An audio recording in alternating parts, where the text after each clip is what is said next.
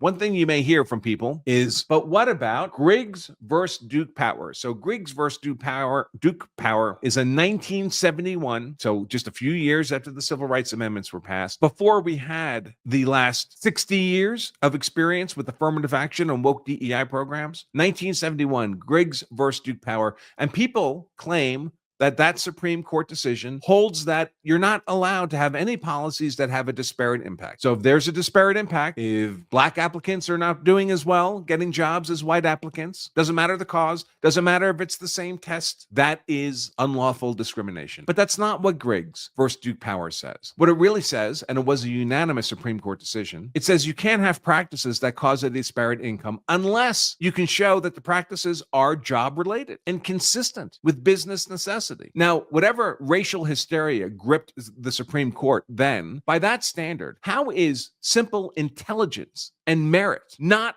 related to job performance, not necessary to business performance? Anything that's related, job related, and consistent with business necessity and intelligence and capability that's permitted under Griggs. If that results in a disparate impact, that's still permitted under Griggs because it's job related and consistent with business necessity.